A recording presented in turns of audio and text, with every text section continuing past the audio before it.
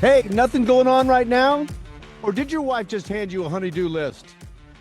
Tell her you need an hour to sit back, be enlightened, educated, and maybe even a little shocked.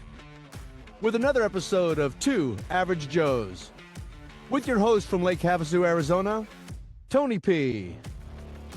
And from Long Beach, California, Joe Kelly. And without further ado, Two Average Joes.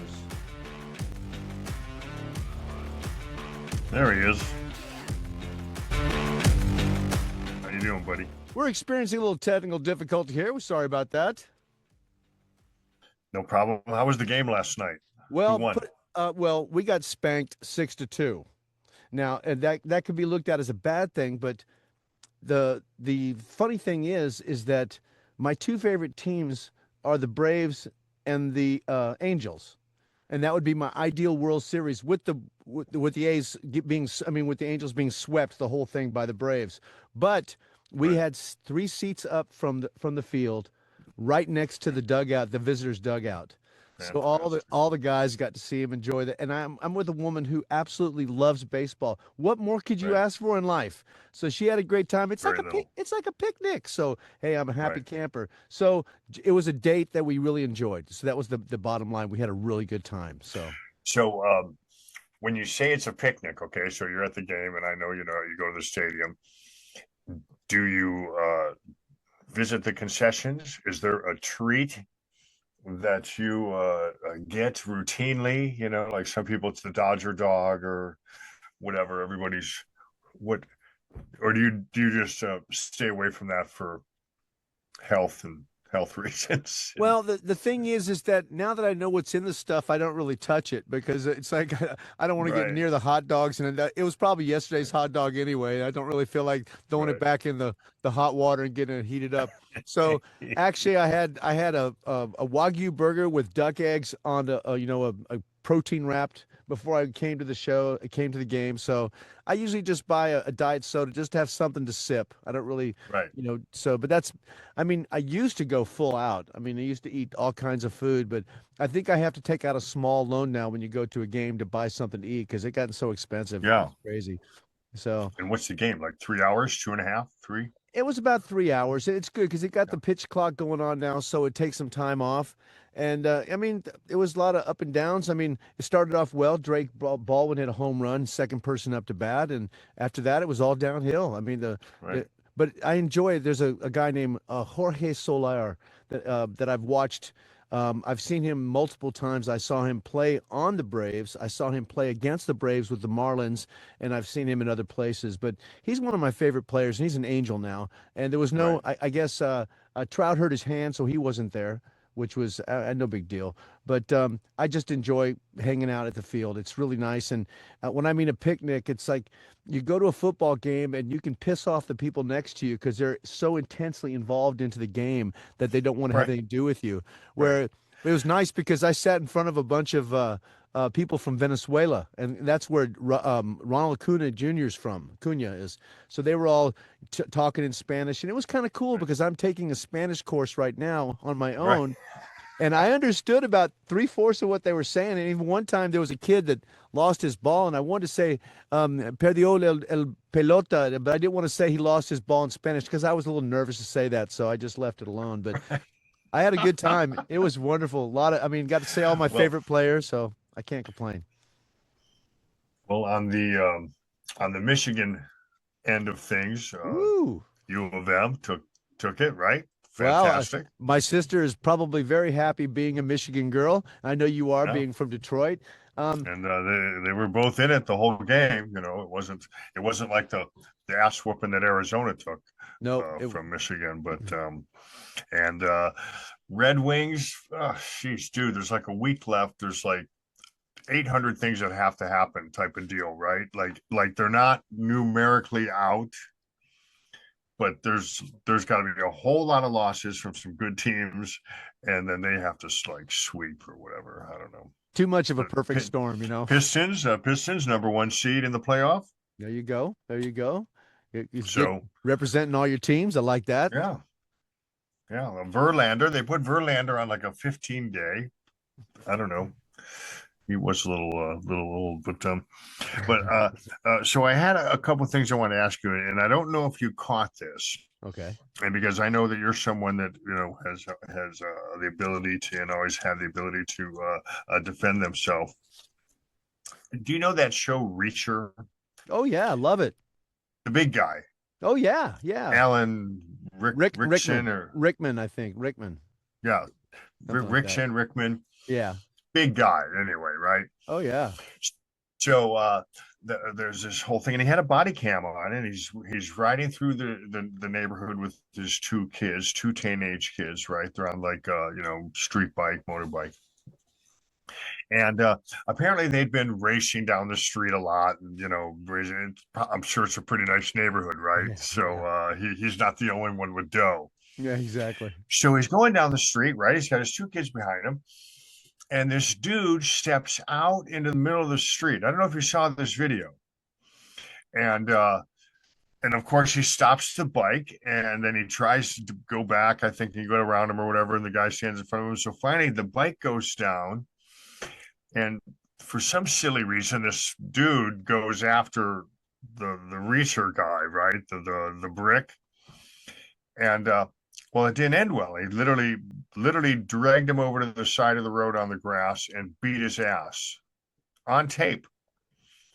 and then got back up on the bike and took off. The guy did address him first, even physically. So at that point, it does become self-defense, but you can see that the guy could whip his ass, and maybe even if there was like three more of his asses, he's still going to come out ahead. So what's right? You have the right to defend yourself, but when the other person brought a butter knife to the gunfight and you got a Smith and Wesson, which is you physically, are you responsible to tone that down? Well, What see, say you, Joe? well, I have a problem with that because, first of all, is this guy digging for gold by inciting a fight with somebody who is built like a brick house? Who you can call him Knight because he blocks out the sun when he stands in front of you. So I think the Correct. guy was an idiot for doing that. But I had a situation that was, I don't want to say similar, but I was working in the Lighthouse Cafe when I used to work for Paul Hennessy. It's down in Hermosa Beach. And I was doing some bartending slash, lounge hosting kind of thing.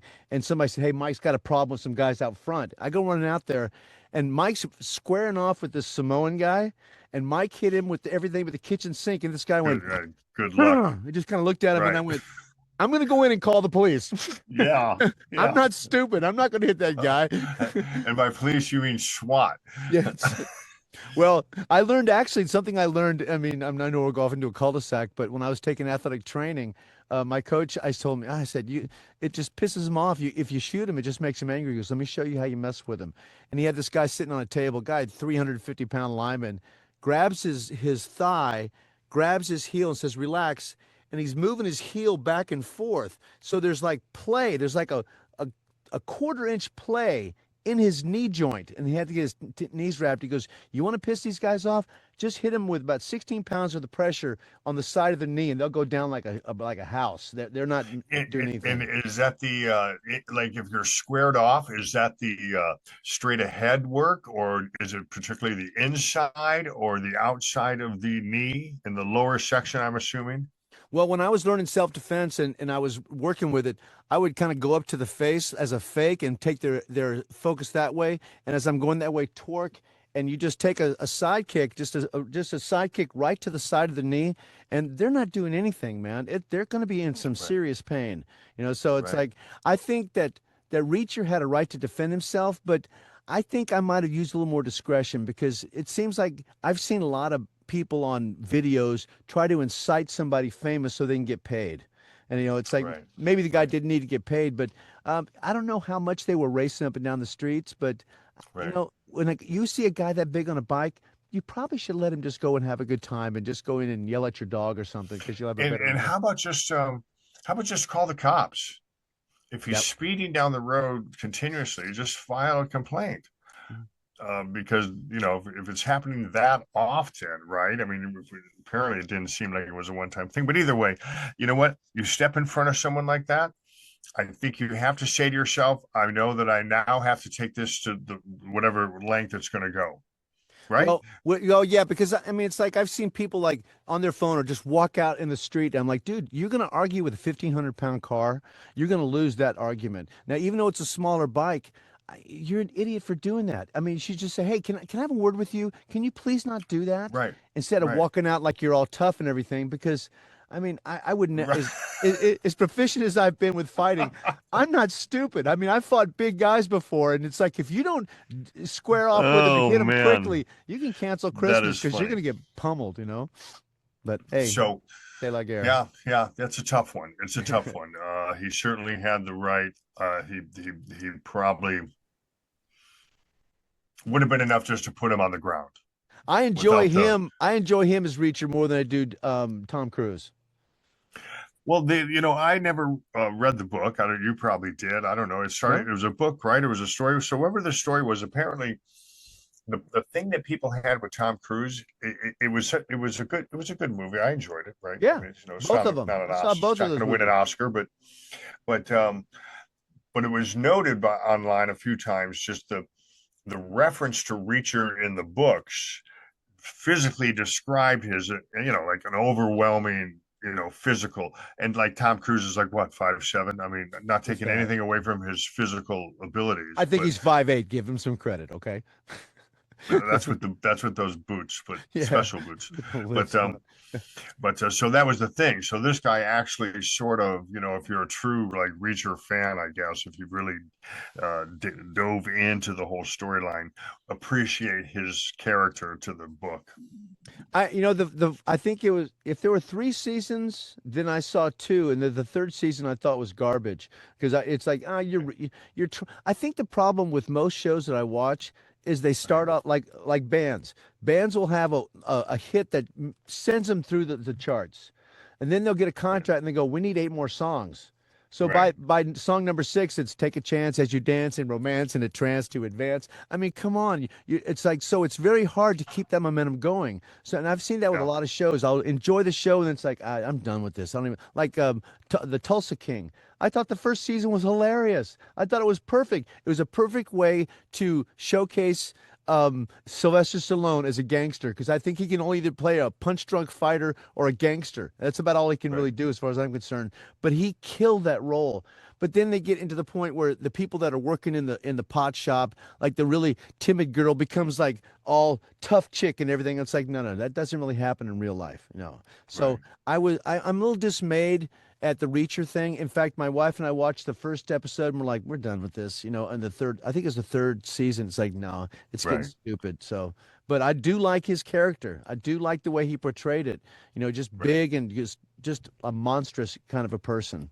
So, Right. Well, and yeah, he had a man. He was almost robotic. He just had a way about him, right? Everything was just he just went into the whatever motion necessary without any hesitation. I've seen clips of it. I've never really watched like a two. I think I've watched an episode or two, but well, you've seen the scene where um, he goes to jail with the guy with the glasses, right? no. Oh, he goes into the cell and they put him. They're trying to get the guy killed. So he's in there, and then this big black dude comes in and goes, "Hey, aren't we looking pretty, there, little boy?" And he doesn't Oh, see right. No, Reacher's. no. I did Yeah. see it. Right. Right. Right. Right. No, I That. didn't invite your fat ass in here, dude. That's what it Right. was. That was just golden, golden. and then who knows? I mean, even you have to say at some point too, can the Reacher guy, can that Alan Rickson, can he determine that the person doesn't have a gun? I mean, how does he know? He's got his 2 kids behind him, right?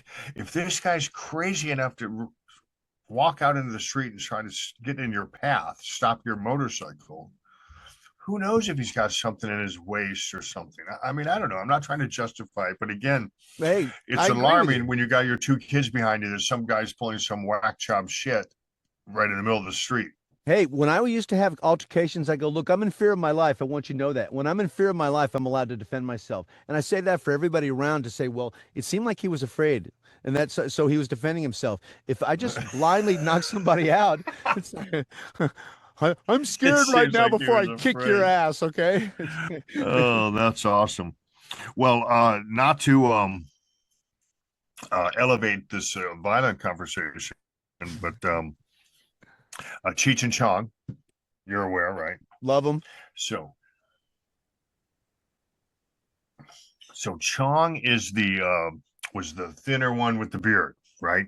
Yeah, the bodybuilder. And so he had made this statement that anyone that owns a gun cannot be very intelligent. So he made this direct correlation between gun owning and not. And I think that's a I think that's a pretty broad brush, just to say anyone that owns a gun. I mean, a lot of people own a gun that sits in a drawer for fucking 35 years, right?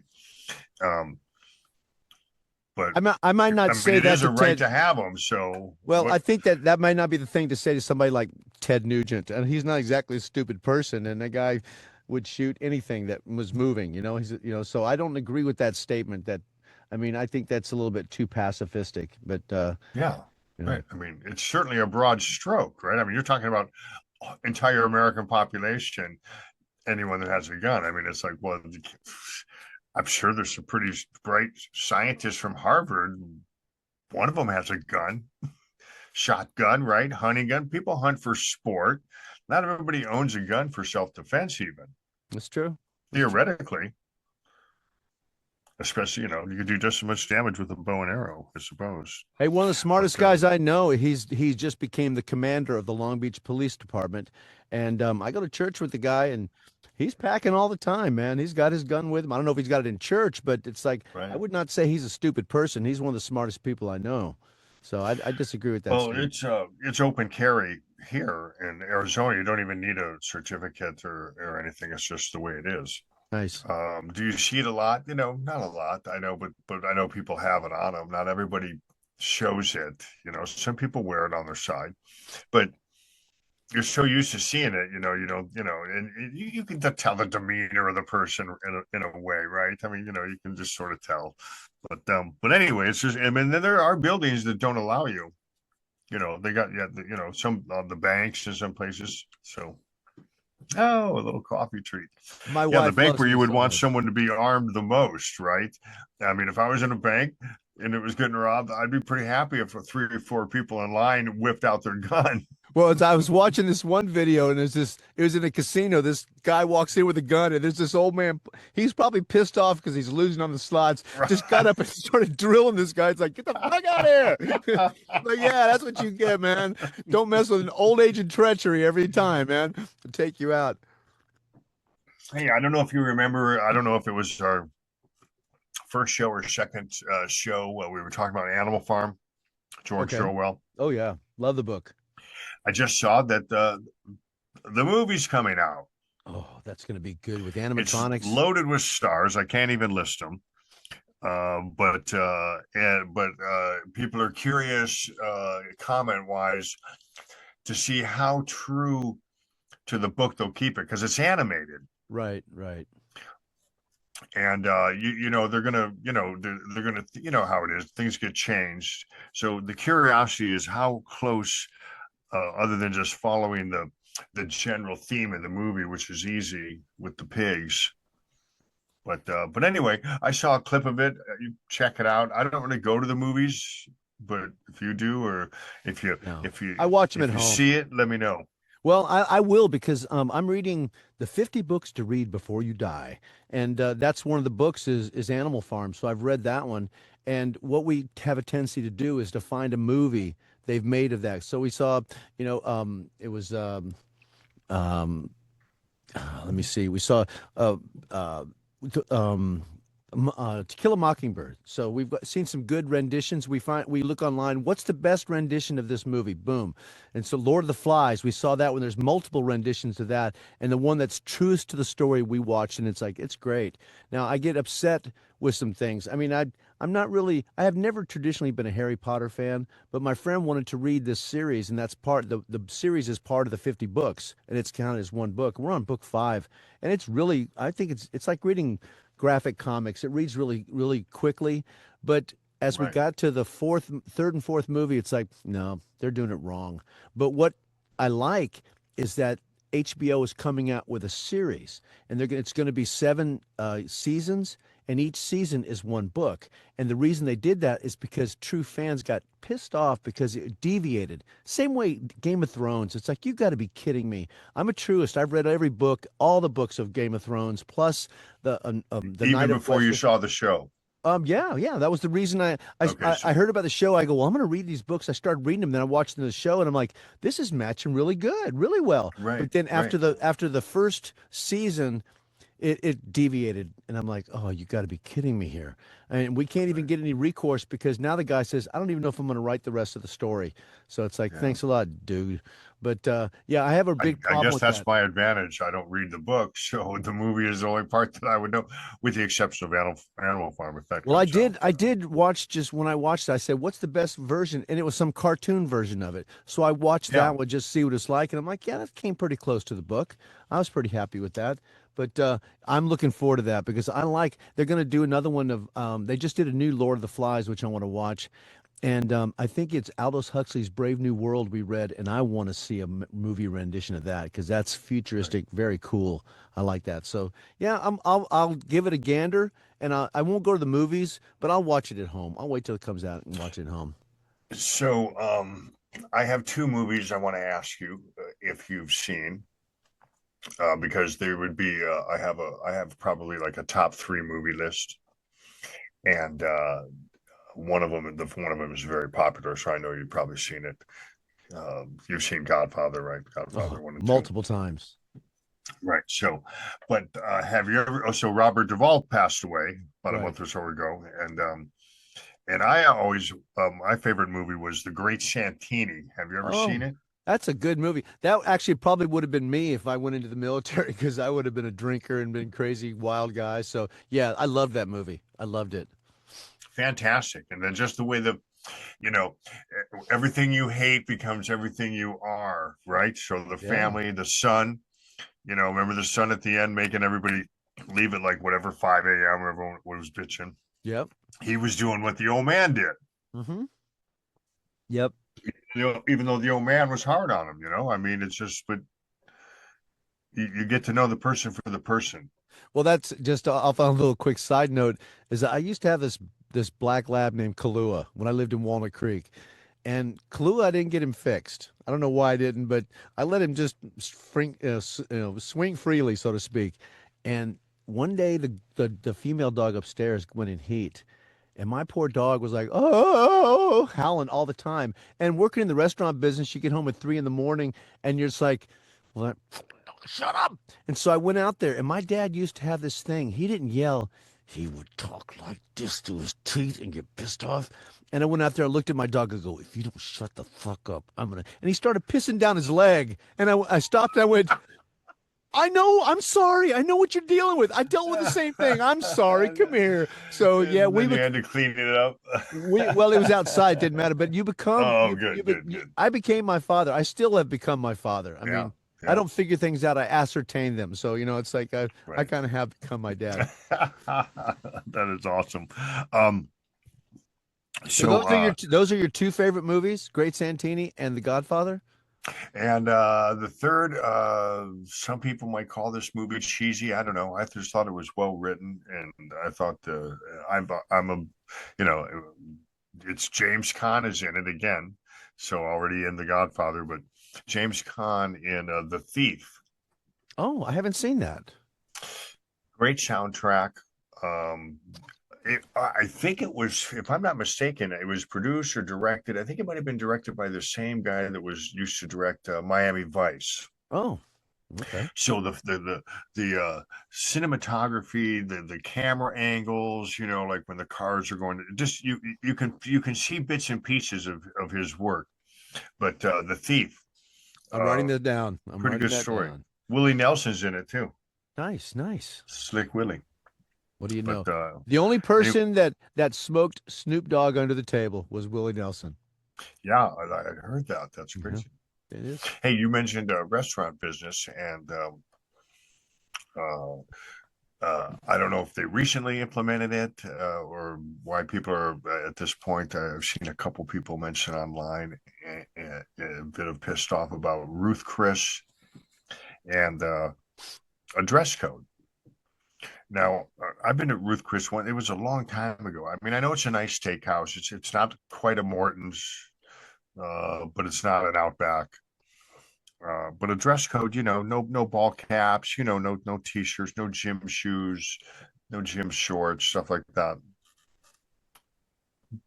What do you say? That tell me first of all, what your caliber do you think they're at, Ruth Chris? I mean, we know they're above the majority, but they're not the top dog. Tell me what you think about their position in the market, and does what they deliver merit that?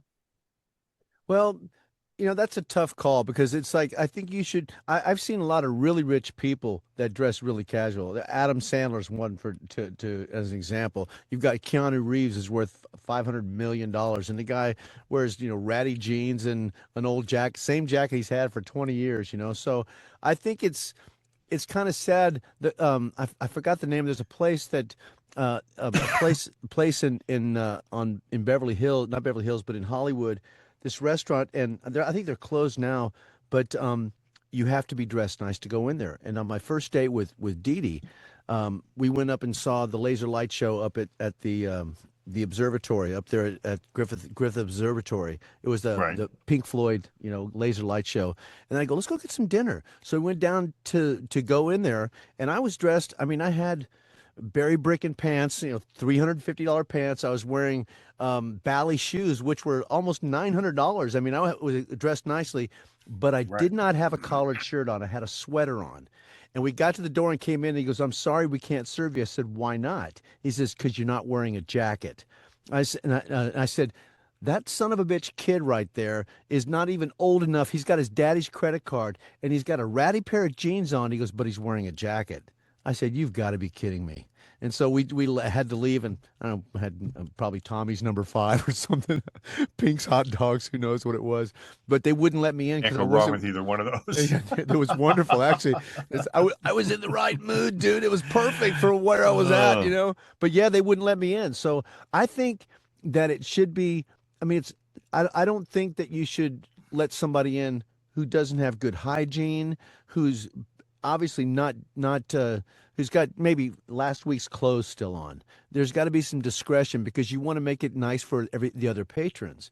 But if somebody's wearing, a pair of Tommy Bahama pants and he's got, a polo shirt, or I should say a Hawaiian shirt, which is commonplace here in California, let him have right. a steak. I mean, Ruth Chris is really good. I mean, it's really, really nice. You But like it's them. Oh, I do. I like Ruth's, Chris, Fleming's, all those kind of big name steakhouses because they use prime beef. And it was funny, but when Outback Steakhouse first came about, they were using the same steak that Ruth Chris used for their fillets, and they weren't telling anybody. It was their loss leader, but they just didn't have the tail on it, and it wasn't aged 45 days or whatever. But it was the exact same fillet bought from the same people.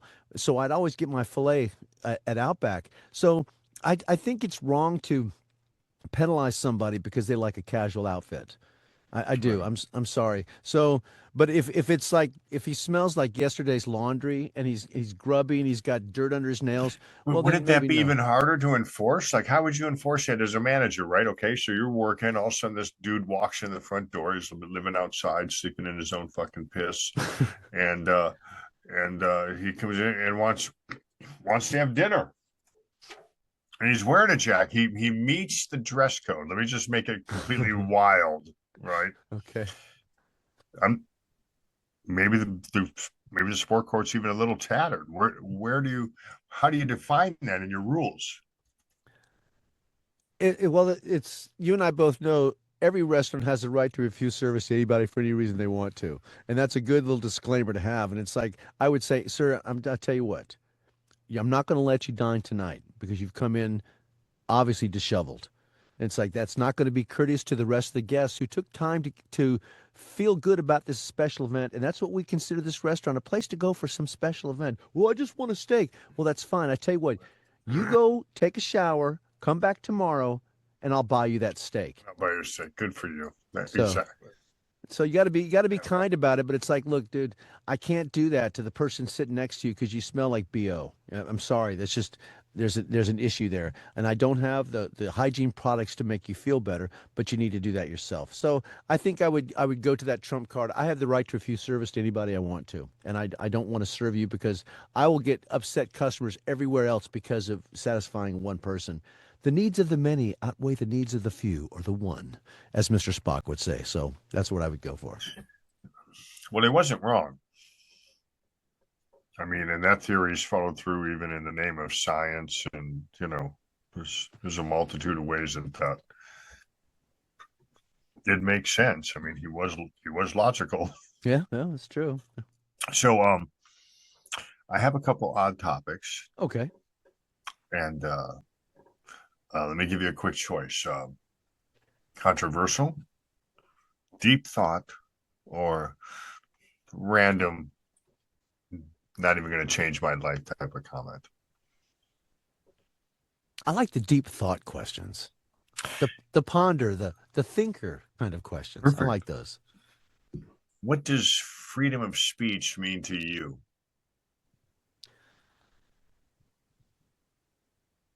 And while you're thinking about it, I know this sounds like what we do at the end of the show where I'm asking you a question, but that's not it. No, because this could be a question, the type of question that's on our little, back and forth at the end.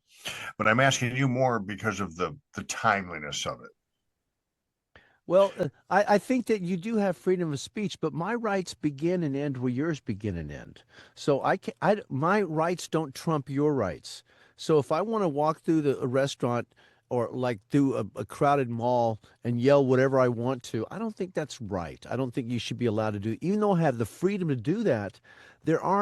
I said that because I have the freedom to say it, but there's also repercussions for actions. I'm like, you can't run through a crowd and say, I want to kill the president. I mean, somebody will call the FBI, they'll tackle you, they'll take you in for questioning and stuff. I think that the freedom of speech to me is an expression thing. I can wear what I want, I can do what I want, I can say what I want, but I have to remember that I live in a society that it's what I call civil obedience. And it's like we survive as a society because we agreed to be civilly obedient, like to traffic laws, or like going down a 2-lane freeway and not jumping over and hitting somebody head on when there's no divider. We have the freedom to do whatever we want to do, but there's repercussions for our actions. I think that there should be a certain amount of discretion for the things that we feel like we need to do. And you have to ask yourself, why do you feel a need to jeopardize a whole bunch of people? That's to jeopardize their thoughts or make them uncomfortable, to make yourself feel better about things. I'm not a selfish person. I mean, I was in line today at the shop to get something for my pain, and I'm standing in front of I don't even know what pronouns this guy was using, but full on beard, and he's got purple hair, long hair, carrying a pink purse and a pink phone, and I'm thinking, okay, whatever, that's fine. And they're bad mouthing Trump and and this kind of stuff, and I said, you know what? I understand that we're upset about these things, but when I was a kid, we believed in reaching across the aisle and trying to find a grounds that we could agree upon and not hate the other party because of what they believed. I said that's just really wrong to do. So, I wanted to say a bunch of things because I'm like, dude, are you kidding me? Are you really going to be in here and acting all feminine and you're 6'4" and you got a full on beard and you got a deep voice like that? You're not convincing me that you're a she, her, kind of thing. So I think that freedom of speech encompasses everything about your ability to express yourself. But it also does give that individual the right to dress or do whatever they like. But now here's the thing. And I've said this before to people. It's like, look, I have no problem. If you want to call yourself a butterfly, that's fine. But don't get mad at me because I'm not sucked into your illusion. or into your story. That's not fair. Like, I mean, there No, was a and that's a fair comment. Everybody has the right to do whatever makes you happy. That's why this is the greatest country in the world, well, when I used to go have even coffee on at its this worst one day. place, there was But you're right. You can't always make everyone else, have to agree or even in some cases understand it. Sometimes it's just people don't understand it. right. It's not that they're emotionally or logically against it because they have some facts or some reasons. They just can't put their mind in it. You know what I mean? They can't figure it out. It's everybody perceives things differently. All Well, of I us, right? found it's easy to disarm people. There was a person, I think I want to say their name was Blaze or some one of these wild names, and we're talking about a very effeminate, uh, born male, but I mean obviously with the big gauges and the hand like this and the pink purse and everything. And I saw them outside, and I said, "Can I ask you what your pronouns are?" And they told me it was she and her, and I said, "I respect that, but I want you to understand something. At my age, I still dial a phone and listen to records. Okay. So I'm in a paradigm that doesn't really embrace that wholeheartedly. I'm going to do my best to do that. Now, if I slip and call you the wrong pronoun, please don't be angry with me because I'm an old guy. And when you say something like that, they're like, well, thank you for being courteous enough to say that. I've never had a problem with anybody when I sat there and explained it that way. Look, I still dial a phone and listen to records, and that people go, "Oh, he's old," Right. that. So I think that helps a lot to lessen things. And I want to love everybody. I really don't care what you want to do with your No. life. Well, and I think the way you put it is very valid. Change can't always, whether anyone agrees with it or not, can't just happen overnight. It's going to take time. And the evolution of change from the way you and I think compared to the way our fathers think and our grandfathers, and even now the way you and I think compared to our children's way of thoughts and what's going to be their children's way of thoughts. There's transitional differences in the generations. It's obvious. We've seen it. We've seen it in our lifetime fast, right? I mean, Big time. I mean, even almost not even generationally, No, no. but definitely generationally. It's like I always joke. I get the thing from my kids. Hey, Dad, we're not allowed. You're not allowed to say that anymore, or something like that. It's like, but they don't understand. I mean, my kids didn't grow up how I grew up, Right, and I'm right. not defending it, but it's a fact. I tone things down, which they would probably think that's hard to believe because the way I talk, right? But I really tone things down, especially the way things were handled. Uh, you know how it is when you and me were growing up. Everything wasn't so cherry. You know, Well, tougher times, and now we always want the next generation to live better, right? right. And but things are different. I think we've had this conversation before. I say that even about finances, and I'm not saying it's right to the penny, but when people say, "Oh, you can't afford a home now, or you can't, family can't live on a single, one member job, and this and that," compared to like the '60s or '70s, certainly the '50s. Look at how we spend our money now. The iPhone 1400, another 100 a month or whatever, the 2 cars, 3 cars, 5 TVs. You know how we grew up, right? Everyone grew up the same, right? It was 1 car, 1 TV, color if you were lucky, right? One Right. phone, kitchen, cord fucking mile long. Your grandparents called because you had to pay by the fucking second back then. Remember, your Yeah, grandparents called. They passed the phone. Hi, grandma. Bye, grandma. Hi, grandma. Hi, grandpa. Love you, grandpa. Bye. You exactly. had to pass the phone off. Well, it's like when Now, nowadays, we wish we had that opportunity. well, some years back when my kids were still living at home, or my daughter was living with me here in Long Beach. Actually, it was Lakewood, but my car had died, completely died, and I'm like, well, I got to get a new car. And my friend says, hey, my buddy needs somebody to take over the payments on his Toyota Celica GT, little rocket. And I said, Right. really? And he looked at the payments. I'm like, I'll do that because I understood it's like I'll make the payments for you and I'll put them on my checks and mail them with your account number and eventually that finance company will make everything out to me. That's the way it works. Now, so when I got it all taken care of, I got the pink slip. My daughter's first comment to me was, "What are you going to buy now?" I said, "Honey, I'm saving about $400 a month. Why would I buy anything?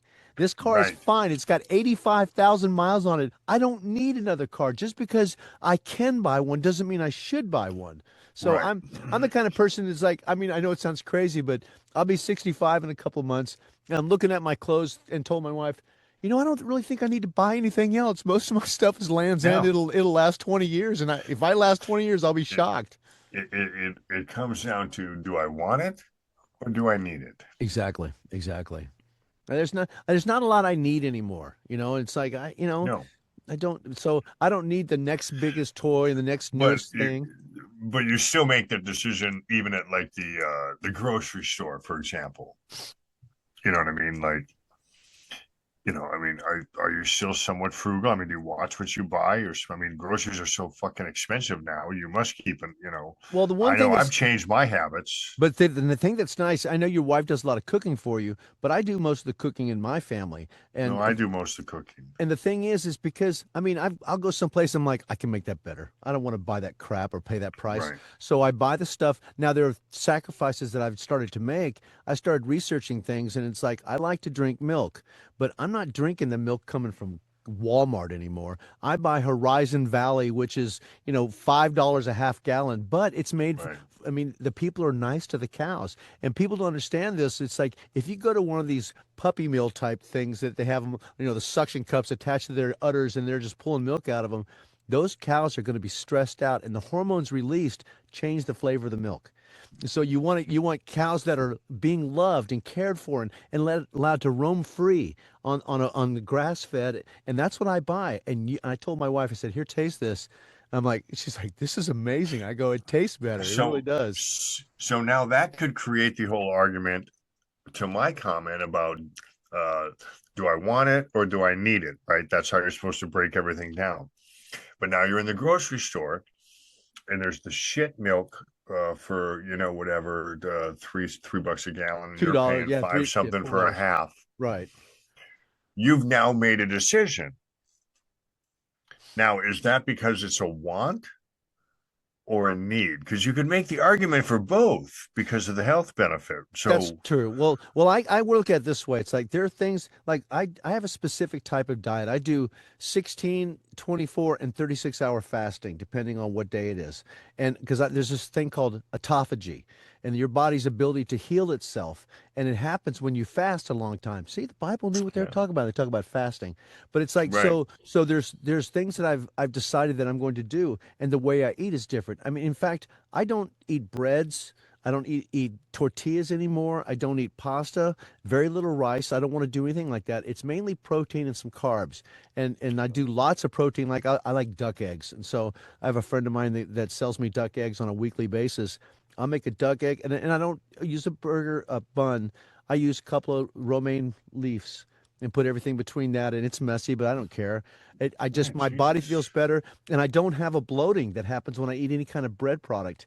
And did I like bread? I don't know if I liked it as much as I thought I did because I don't miss it. I don't miss it at Well, all. I do. Well, No, serious. And I still eat it, but I don't eat it as much as I want to. I mean, I've it's I, very rare. Well, I've made different choices. I mean, I buy. I'll go to Costco and buy good Wagyu, so grass-fed Wagyu, and it costs more. But if you think about it and you break it down and you buy it in the 3 packs, but for 3 pounds, it turns out to be Right, less expensive, like $3 a meal to eat it that way. So right, I I right. just I don't the things that I used to eat were like cookies and crap like that, and lots of, I mean, I'd make my own. There's a thing that you do in the restaurant where you take mayonnaise and Parmesan cheese mixed together, put it on sourdough bread, and you toast it under a broiler. Oh, shit, that sounds oddly good. It is wonderful. I learned that when I was doing some catering. They would cut it off so you have the little triangles. It looks all Right. little nice and posh. But it's one of my most favorite things. It's like I can do without it. I make a choice. It's like, what do you want? What does it cost? pay it. I mean, that's the bottom line in life. So there are compromises that I've made, but I mean, I mean, there's this, in fact, it's funny. My favorite candy bar is a thing called Tony's. And Tony's is the big chocolate bars, and they're like $6.50 a piece in the grocery stores. Tony's, like you, like Tony, like my name, like me. That's right. See, I think of you every time I buy a Tony's bar. But the That's a thing lot of that's respect. beautiful about it is that this guy, there's a big exploitive market in Africa. They'll take children and they'll go out in the cocoa fields and pull all the beans and stuff. Well, this guy buys only from a specific farmer and he gives them fair prices. So this guy doesn't have to rush his product to market. The beans are allowed to mature and it's much better tasting. And I discovered it by accident. And I mean, literally, I can eat a whole candy bar. And depending on the time of the day, like the other day, I ate almost an entire chocolate bar, and they're like this big and this thick. They're amazingly delicious. Well, I did that in the middle of the day. So right after my fast end, I ate solid protein, like a duck egg and some, the Wagyu burger. And then I just have nothing until about the middle of the day. And then I'll have either some ice cream because I like sweets and I'll have chocolate, and it doesn't affect you the same way because of your insulin levels. It's the way it works in your liver to get rid of that stuff. And so I do that, and I wake up the next morning, and I'm a half a pound lighter. So it's like I've learned how to diet and enjoy still the things. Well, I got to have some ice cream. Well, I'm going to eat good ice cream, not going to eat crap with high fructose corn syrup. I'm going to eat some Tillamook or something. So I've just learned how I don't to. want to brag, but I wake up sometimes 2 to 3 pounds lighter. But I probably had to spend a half hour on the toilet that night in the middle of the night because I'm so used to eating late my whole life, right? My whole life in the restaurant business. Right. I never, even when I had the family, I didn't eat till later. They ate, but I ate later because I didn't get home, right? With restaurant people, we always ate 9, 10 o'clock. I still eat at like 8:30, 9 o'clock. And I'm finding out that the body can't do that when we're older. No, can't. You just got to change some things. And what's nice It's is rejecting it. my wife and I don't really have the same eating schedule. I mean, sometimes we do eat together. And if like tonight, I've already eaten I only eat like once a day, a big meal, a lot of food. But tonight, when I get done with this conversation, I'll go make myself a protein shake. And that'll be fine with me. And I'll use half and half or with that. And so it's like, wow, that's pretty, it's like a milkshake. Yeah, but the fat is better. People think that fat is bad for you. No, sugar is bad for you. Fat is not bad for you. So these are the kind of things that I do. But it's funny. I still do this almost every meal. I don't eat at the table. I eat at the bus station. I'm sitting there at the kitchen counter making my burger, and I eat it right there, because I'm used to eating in the bus station, standing up. So it's kind of a habit that's never died. And you're trying not to move a lot so no one sees you in case they need something. Hey, old habits die hard, brother. They really do. It's just the way it was. Yeah. Or like you mentioned before, the guys on the line they made something right. And they hand you a plate and you stand up and you wolf it down and you tell them how fucking fantastic it was and you get back at it. It's just the way it is. Well, I mean, I do love to, like, there will be times like my wife and I'll go to the seafood company, and it's $350, $400 for us to really enjoy ourselves there. I mean, we're talking she'll get steak and crab, and it's crab's $100 now for a pound and a half of crab. But it's the thing is that's the time that we slowly enjoy some shrimp cocktail and some crab cakes and have a nice Caesar salad and some clam chowder and maybe a piece of cheesecake at the end of dinner. Really slow and enjoy it. But most of the time, I just look at fuel as food, either one. I just fuel my car and keep going. I'll tell you something you might like. Remember a show or two ago, might have been the last show I told you about the cabbage cakes, the slaw mixed with the eggs and whatever seasoning. Right, that's fantastic. And then I've made this, and and it's also equally good. Tuna cakes. So I buy the good white albacore tuna packed in water, fresh water, not fucking farmed, whatever. I do pay for the tuna. It's not cheap. and you make it, and it's without mayo. It's just with egg, and then you can use some type of a breadcrumb if you want, or whatever you have to have it on there. And then I fry those, and man, sounds good actually. fantastic. And tuna's good for you.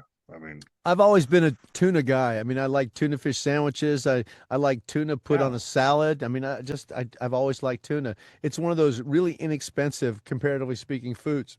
That's very right. satisfying. No, So that makes sense totally. because I don't like salmon croquets as much as I would do it with tuna. I probably like them much better. So good call, So, man. I know we have to get to questions soon, but I wanted to ask you. This was about a week or so ago. Idaho had and I had to check this like 3 times because at first I thought it was just like some bullshit, post AI post or whatever. But Idaho approved death by firing squad for execution as an option, not that it's everybody line them up, but as an option, and it passed. I mean, hey, I love it. No, that's I'm just kidding. I'm just kidding. I'm just trying to. No, no, I have to really give it more thought. But what say you? well, you know, I think self-defense is the only way I would kill somebody. I don't, not that I don't believe in the death penalty. Oh, I mean, if somebody, you know, killed my daughter, give me the gun and let me shoot the son of a bitch. I'm sorry. It's like Right, my wrath is going to be a lot worse. So if right. somebody did something heinous enough that death was mandated, that's actually I don't agree with because I've seen people executed by electrocution and it's not pleasant. That's a crappy way to go. Or by lethal injection, that's just like burning inside. It's like a fire inside your veins. And So when you say many states still have those, if yeah, they not do. most, That's more cruel than saying just seven people lining up and shooting you. That's you pretty much can't miss. It's a everybody shoot for the heart or shoot wherever you want to. He's going to be taken out. And I think that honestly, if you're going to kill somebody, I think that's much more humane. It uses less oh, energy. Seven now bullets. I heard this once. I heard that. Okay, so let's say you had 7 guys lined up, or five Okay. guys, whatever, right? I had heard once that so to reduce any like emotional connection in what you're doing, right? You're taking a life, right? And that only one gun had a real bullet, and Oh, nobody knew whose gun had the bullet. huh. So you never knew if it was you. Does That's that interesting. lighten it? Does that lighten the responsibility? Um, no, Do you because think you're mentally, does it change the emotional part? No, because you're part of the act, and you'll always wonder, was I the guy that had the bullet? Because Yeah, right, if you shoot a right. blank, it still has the same kick as a bullet. I don't care what anybody says, You because wouldn't know, I don't think you would know. Well, it depends on what kind of caliber they were using. If you're using right? a 30-06, yeah, you can tell the difference because that's got a serious kick. I'm not sure what they would use, but I think that would maybe make somebody feel better. But the thing is, it's like that would have to be a voluntary thing. It's like we Right. volunteer to go in there and do this. I mean, like somebody, I don't think that they probably have the option. Look, you're going to be in there and you're going to be putting the electrodes on them and everything. It's like, look, I don't want to be a part of that. Okay, you don't have to. So I think that they're allowed to make a decision. I could be wrong. This is what you signed up for. Now you're going to kill the guy. I don't think it's like that. I don't know for sure. I'd have to look into it, but I think that you should have the option to do that or not. And I don't. Okay. So, what would you say if and this isn't my idea. I'm just thinking it up. Okay. What would you say if a state passed something that gave you an option, your choice, um, whether you want to include all three: lethal injection, electrocution, or just electrocution versus you go into a booth and they give you a loaded gun. The booth is locked. You can't come out till and you have the opportunity to shoot yourself. Wow, it's like I think Or you, electrocution. The electrocution is going to fucking suck. So what if they gave you the option? or maybe you just Like I have to would live say, with. fuck it. I would take the gun. I'd be like, fuck it. Or maybe I'd say, look, okay, instead of all those, you have to live with my ex-wife for the rest of your life. No, I mean that could be more torturous than Yeah. me getting shot. Yeah, I mean, if they gave you the choice, would you still take electrocution in the chair? No, no, You I don't take the want to. gun, right? I'd take the gun in a second because it's Yeah, more right. swift. It's sure. So now at least you, like you said, you've almost done them a favor, but you're not putting it on somebody else. Like the execution squad, it's hard not to think back to the fucking wild, wild west, Right. right? And it's like, well, I don't think I'm not happy that we keep going too forward too fast, but we shouldn't be going backwards. Did you ever see that show called Narcos that was on Netflix? I've heard about it, but no, I It's a don't have good show. Netflix. You have to read a lot of subtitles because it's done a lot in Spanish. But it's the first season is about Pablo Escobar and how he developed his, huge enterprise. There was a guy named Cucaracha. They call him, I think, the cockroach, and Yeah, they were lining up all these people, and the federales killed all these people, and he fell down with them, but he never got shot. He right. waited till everybody was gone, then climbed out of the dead bodies and took Uh, off. So that's a true story. he He was a lived. bit of a cockroach. Is that why they He- called him the cockroach? Because you can't kill him? I Was it? think he was one of the guys when they first started doing this. They were back up in the jungle doing all these cook labs that they were doing, and that he was one No. of the guys that ran it. I'm not sure what. I think it was Cucaracha, Racha. They called him a Cucaracha or something. But yeah, Yeah, cockroach. yeah, pretty crazy. Well, it's that time, my friend. It's that time. And I don't know, we always pull it out, but it's know me better. I don't know why. I swear I'm trying to pull from a different part of the box. Know me better. Getting But to we like knowing know we like knowing more you. about you, Joe. Getting to know all about you. Hit me. You know the drill, 1 through 5. I'll take 4 today, please, Tony. Today, number 4. What's your attitude towards failure and setbacks? I won't use any clever scheme about that, but see, the thing is, I've learned instead of cursing something that happens, it's like, okay, God, what lesson are you teaching me here? Because if I want, it's like, God, give me patience. And then all of a sudden I get pissed off about something. It's like, God's not giving you patience. He's giving you an opportunity to work on your patience. So when I fail at something, I'm more analytical. It's like, okay, what didn't work there? And what am I not going to do again to make that happen again Right. that same way? So, what they say that a setback is a setup for something. I forgot what the Horatio Alger saying is for that, but I think One this. door closes, another door opens, Yeah, blah, blah, yeah. blah. I think that it's that failure can be good if you look at it, as long as nobody gets hurt badly. It's like, I mean, Right. when I think about failure, I think about Apollo, because all they're going to the moon now and stuff around it, and it's funny Yeah. because people going, that means they debunked it. They're faking it. They faked everything else because they say this is the farthest they've been away from the moon. Well, no, it's the total miles they traveled is what they were talking about. The furthest Right. away, and they were far on the backside. But the first Apollo, they did a plugs out test on 39A, the pad, and they didn't think about what would happen if a spark went off and you've got 100% oxygen atmosphere. It's a bomb. It exploded big time and killed everybody in the capsule. So that's not the kind of failure I think is good. But we learned a lot from that little situation. I think that America has learned a lot from some of our failures. But I think that I don't get angry with my failures. It's like, okay, what did I learn? Don't do that again. Because my dad used to tell me, make a lot of mistakes. Son, just don't make the same mistake twice. Okay? Because that's the height of stupidity. It's like I did the same thing again. Well, did you expect something different to happen then? So, And that's what can get frustrating sometimes because this country was formed by people who already saw it happen. Not that they did it themselves, but they lived under it. right. And so we wouldn't even be here if people weren't trying to get away from something that was certainly less pleasant. Uh, and those guys with the funny wigs, when it came down to it, it's like they had a crystal ball, but they didn't have a crystal ball because history repeats itself. So they just knew how it was going to go down because they lived it. And now they came over and they're like, okay, here's what we have to change so that shit don't happen again. Well, think about this. They practice medicine.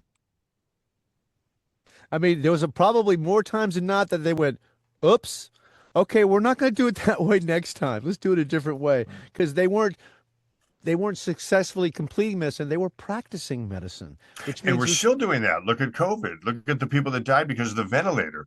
The ventilator was supposed to save you, right? So they smacked everybody on a ventilator. Your lungs forgot how to breathe or whatever. I don't know all the scientific makeup of it, but the gist of it.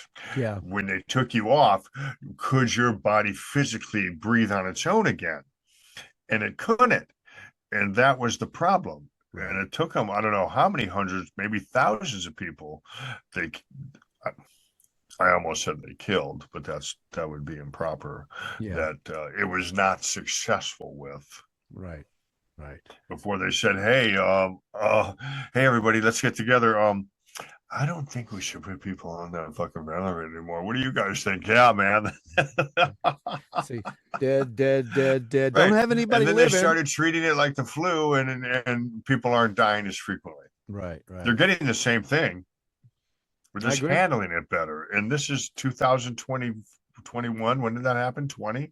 I 2020. Yeah, mean, yeah. But, it's like the Black Plague. They probably learned a lot of shit back then when those people were, you know what I mean? yeah, That had to contribute something to science as far as uh, some type of shots or whatever, or remedies. yeah, yeah. Well, they And they that killed a shit ton of people. yeah, no kidding. We've found out a lot of things by accident too, by, oh, we didn't mean to do this, but look what happened. So Right, right. yeah, I think that mistakes are good if you can learn from them and not repeat them. Then I think so. Yeah, isn't that the truth? Isn't that the old saying? It's only a mistake if you did it twice. Exactly.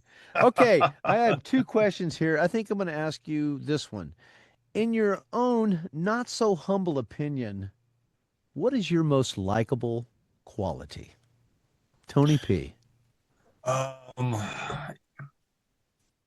Because I I would like you. I know what say, it is. So you just tell me what you think it is. well, we'll see. I don't know. You probably know me better than me, but I would say that it's in a family setting or a social setting, or in most cases, I always try to. Uh, I'm the easygoing one. I always want to try to make everybody comfortable. I don't. I don't stress out a lot in those type of situations, and just no different than work.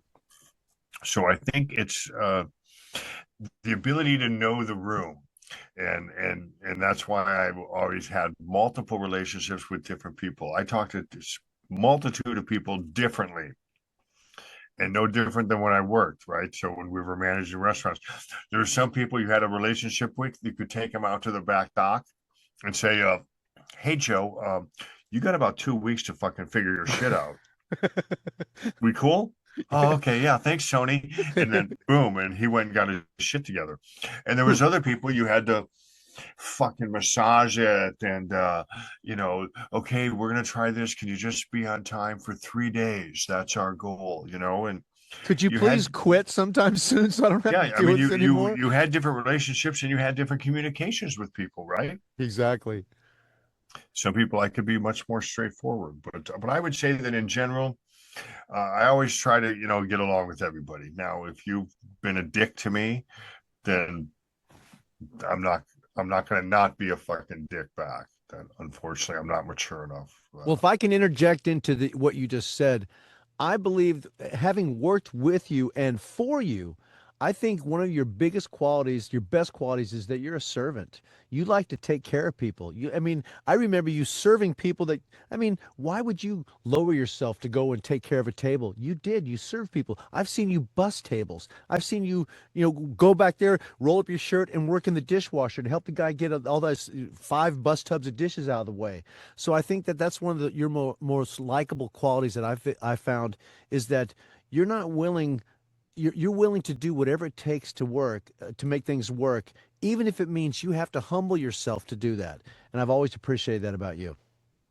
Yeah. Well, thanks, pal. Well, You know what? I was going to say I was going to share a screenshot of you leaving me a complimentary review, but I need not because you've just buttered me up like a Thanksgiving turkey, Hey, even under the wings. under the Thank you. wings. There you go. Thank you. Hey, Thank and you. So we will end it on that, and that'll be the name of this show, Buttered Turkey. buttered turkey. Don't Well, forget to baste it. I have had a good time with you, Tony. I'm sorry. It's like I had a little situation. Hey, just to let everybody know, this is not me falling out of the shower. This is removing some cancer from my head, and it's no longer there, so I'm cancer free.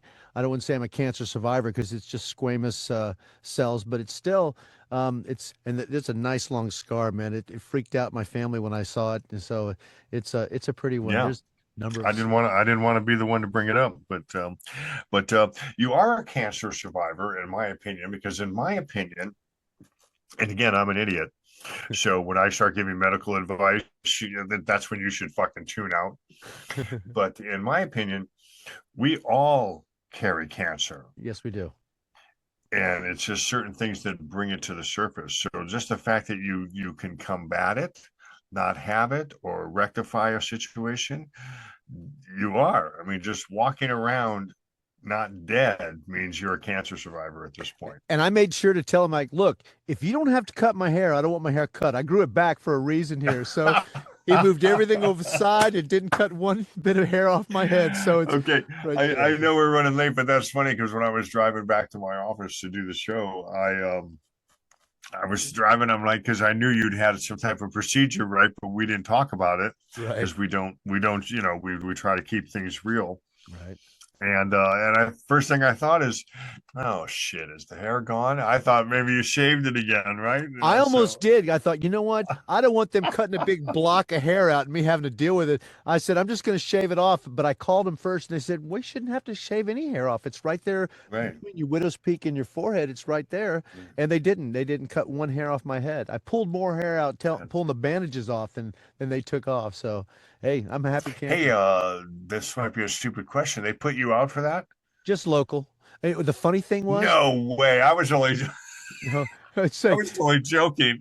No, are you serious? A local. And the funny thing is my wife. I looked down there and she's sitting in the chair. I'm like, oh my God, my wife's gonna watch this happen. She watched the entire process. No way. Well, she told me. She said, she says, I cannot believe how big it was. I'm like, honey, they said it was minimally invasive. They said minimally invasive. And so I had to leave it on for 24 hours before I could get it wet. And so I got in the shower and I got it wet and looked out there and I freaked out. I'm like, I'd hate to see what it was maximally invasive because it looks like Frankenstein. It's pretty long. Oh, shit, dude. More scar, right?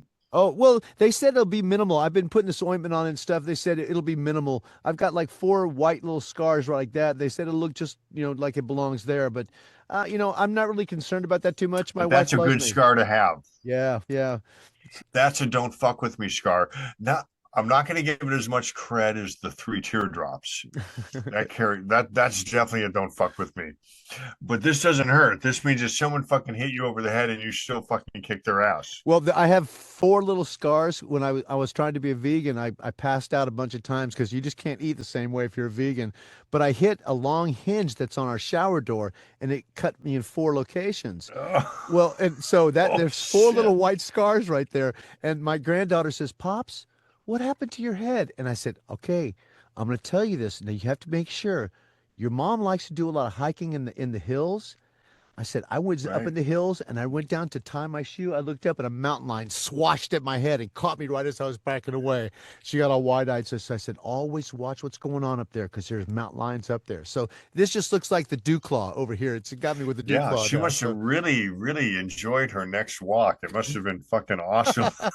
Well, it's our job to put terror into our children. She's fucking like looking around like, what the fuck? Well, Miranda, I went one day over in Marietta. I went over to it was when Miranda was still in grade school, just real quickly. And so I went over to take her from school and have lunch with her. And we're sitting at this little park and she's looking around and looking like this. I said, "Honey, what's wrong?" She's like, "I just don't want to get attacked by a mountain lion." I said, "You're dreaming. No big deal." And so I said, "There's no mountain lions around here." I took her back to school and I said, "Yeah, my daughter was all freaked out about a mountain lion." And they said, "There's one out here somewhere. We can't find it." So they're actually they might have been up in the tree going, "Little girl, big fat man, which one do I want?" So there was actually crazy. That's the true story. So, anyhow, hey, it was it was a great day. Yeah. And I think we should end up on the same song that we started with, don't you think?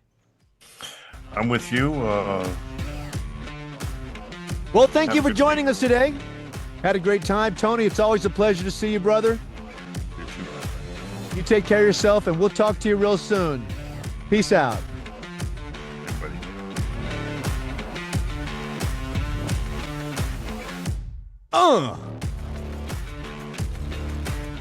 Be good humans. Thank you very much.